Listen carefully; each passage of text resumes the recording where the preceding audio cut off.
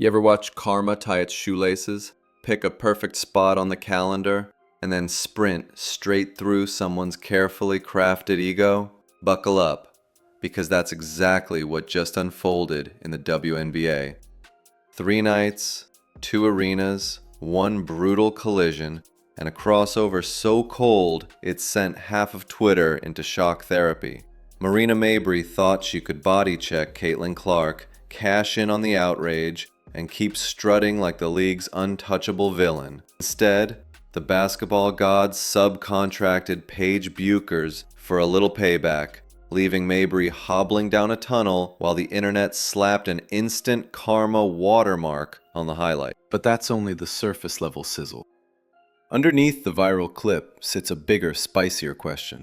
What happens to a league's credibility when officials keep swallowing whistles, stars start policing themselves, and social media stardom collides head-on with on-court accountability? Tonight, we're unpacking every shady elbow, every missed call, every meme, and every silent apology that got us from Clark's eye gouge to Mabrey's ankle twist. No fluff, no director's notes.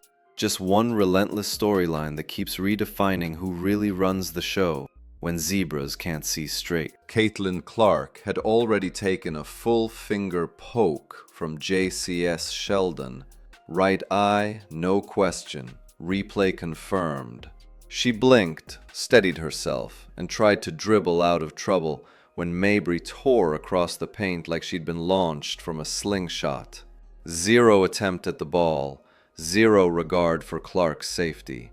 Shoulder to ribs, hip to hip, the type of blindside truck stick you expect from an NFL safety, not a professional guard. Clark pinwheeled backwards, shock, pain, more shock. Gasps rippled through Gainbridge Fieldhouse. Even first-time spectators could parse that body language. This wasn't physical playoff basketball. It was straight-up assault wrapped in a jersey. Referees huddled at the monitor. Twitter ready-fingered its outrage. Everyone braced for the obvious. Flagrant 2, automatic ejection, ball don't lie. Instead, the officials emerged with an announcement so tone-deaf it felt like an SNL parody. Common foul upgraded to a single technical. Clark, who'd just had her face raked and torso detonated, also got slapped with a tech for pushing back in the chaos. Victim and perpetrator, equal in the eyes of whatever rulebook the crew happened to be skimming that night. The arena rained down boos while Clark tried to gather herself for the free throws she didn't get. That whistle blew open a dam. Fever head coach Stephanie White, long a file-it-for-later calm, erupted. "We warned them in the first quarter," she'd later tell reporters, voice vibrating between disbelief and fury. "You let that contact build, something worse will happen." But warnings are only useful if the people in stripes actually listen. They didn't. And so the league's most valuable draw was left to fend for herself again. Final minute. Fever up by 20 plus.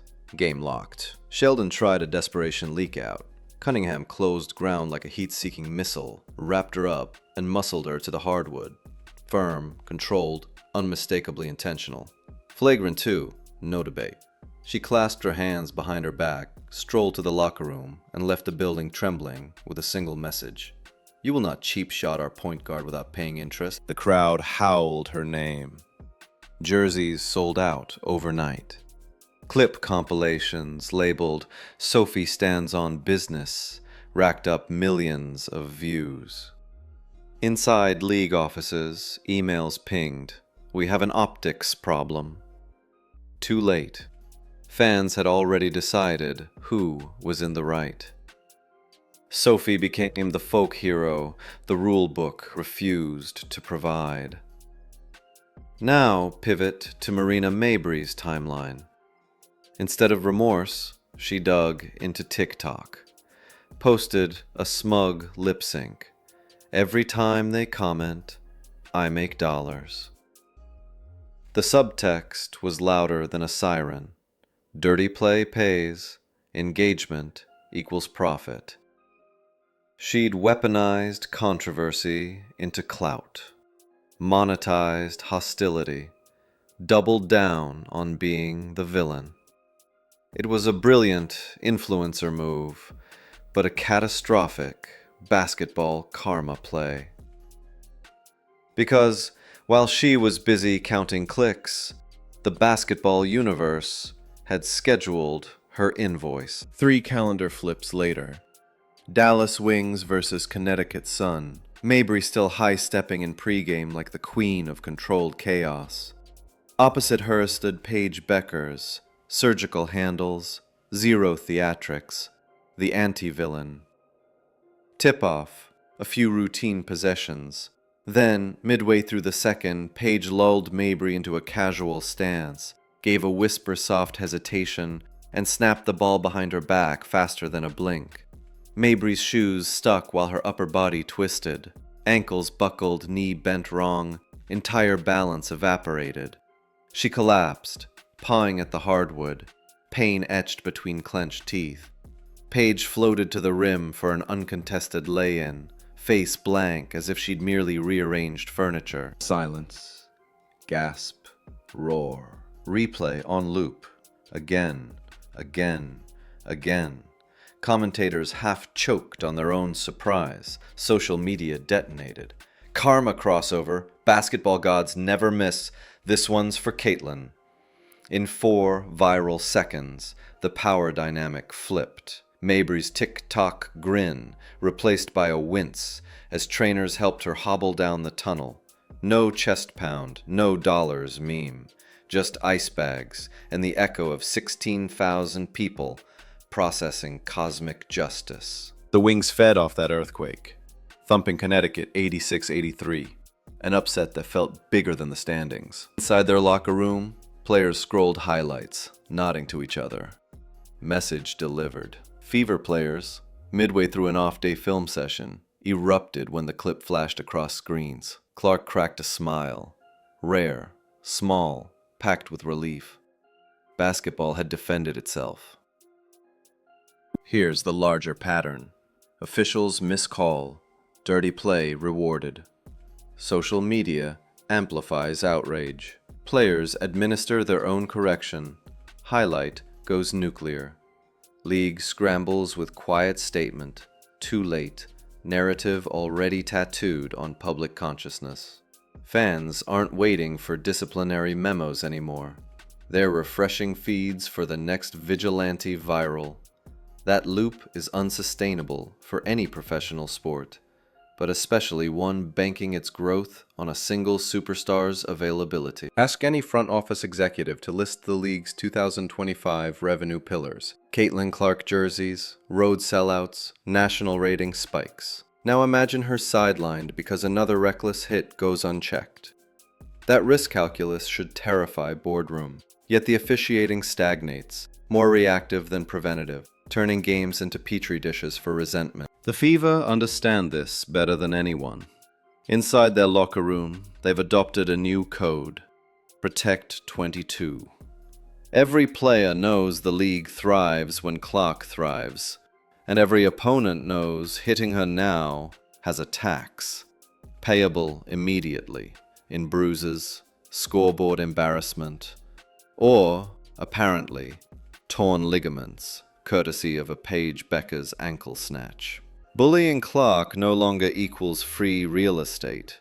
It equals an invoice, delivered by whichever guard is tired of the nonsense that night. Even rival coaches have quietly shifted tone. In pre-game media sessions, you hear the caveats. We want to be physical, but clean. We respect what Caitlin brings. Refs have a tough job out there. Subtext, we see the backlash. We'd rather talk X's and O's than trend for cheap shot clips. The pendulum always swings. Sophie's headlock and Paige's crossover shoved it hard toward accountability. Where does that leave Marina Mabrey? If initial reports are accurate, she's day-to-day with a knee strain. Nothing season-ending, but enough to sideline her TikTok celebrations. More importantly, it forces a rewind of her brand story. You can be the provocateur, the money-making villain, as long as you're still on the court delivering buckets. If the hustle off the hardwood outpaces production on it, fans move from intrigued to irritated in a heartbeat. Ask any retired troll who ran out of highlights. Ask Angel Reese, whose social metrics eclipse her shooting percentages. She's learning in real time that follower count doesn't stop double teams, that gym cameras don't grab rebounds. Charisma is currency until the scoreboard calls in the loan. Marina's about to feel that squeeze. Can she pivot from TikTok heel back to reliable 3 and D? Because if not, Connecticut's depth chart suddenly looks a lot narrower than their preseason hype. And what about Paige Bueckers? A single crossover doesn't rewrite a legacy. But moments do build myth. There's a difference between high draft pick with potential and player who made the league's biggest bully crumble at center court. Marketing teams salivate over that imagery. Fans print it on loop.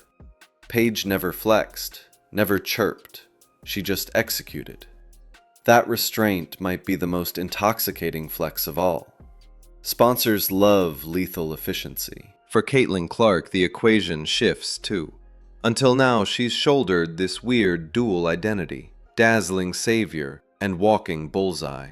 That's exhausting for any rookie, even one forged in Big Ten pressure cookers. Seeing other stars step into the fray, Sophie with raw muscle, Paige with surgical skill, lightens a psychic load. She's still the primary storyline, but she's no longer fighting alone. Her focus can tilt back toward dropping logo threes instead of dodging rogue elbows. Meanwhile, the league office faces its toughest PR algebra yet.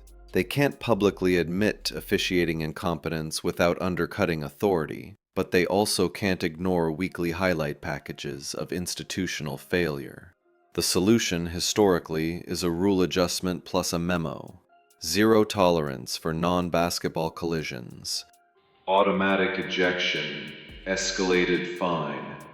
But memos don't heal ankled ligaments, and fans have developed a sixth sense for performative band-aids. If enforcement doesn't tighten in real time, first quarter, first infraction, players will keep deputizing themselves. This cycle matters beyond the WNBA. Advertisers watch these narratives. Family audiences calculate whether to buy tickets.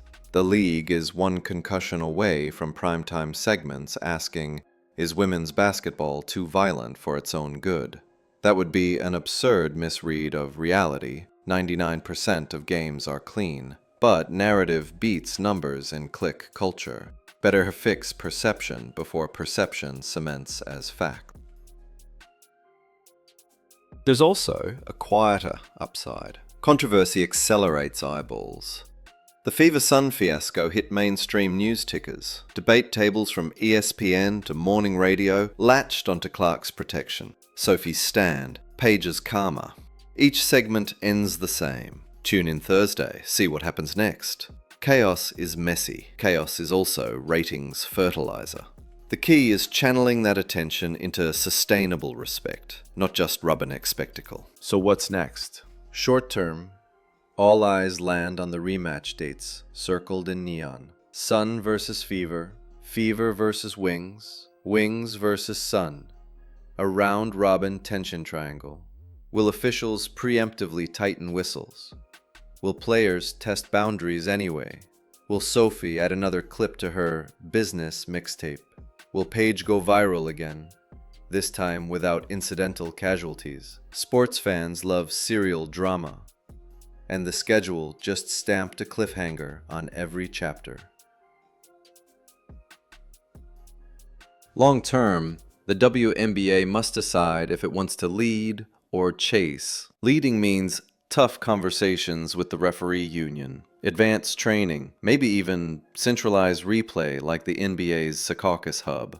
Chasing means more after-the-fact upgrades, more viral oops, more players taking justice into their own forearms. Fans have already chosen.